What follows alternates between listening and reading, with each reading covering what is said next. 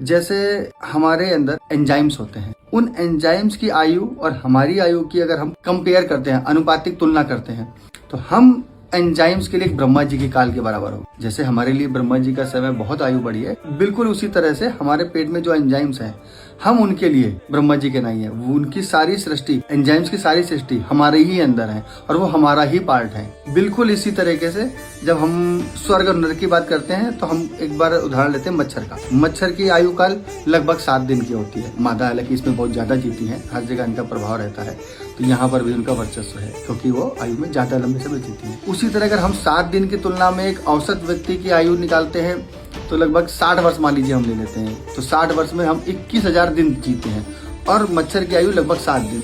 तो 7 दिन की तुलना में हमारी वो एक दिन जन्म लेता है और हमारे 7वें दिन वो मर जाता है। तो 7 दिन में जब हम अपनी कल्पना करते हैं तो हमारी आयु में कितना फर्क आया? मात्र 7 दिन का। हमारे लंबाई, चौड़ाई, रंग रूप में कोई खास परिवर्तन नहीं होगा। और क्योंकि हमारे 21,000 दिन की आयु बाकी है अभी, अगर हम 60 वर्ष की परिकल्पना करते हैं, एक औसत आयु लेते हैं, तो मच्छर के जन्म से मृत्यु में हमारे कोई खास परिवर्तन हुआ नहीं।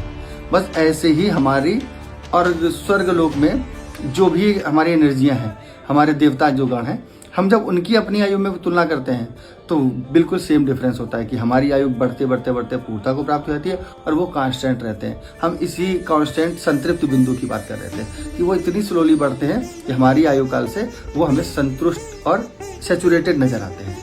ये एक विशेष है जिस दृष्टिकोण से आप इस पर विचार कर सकते हैं।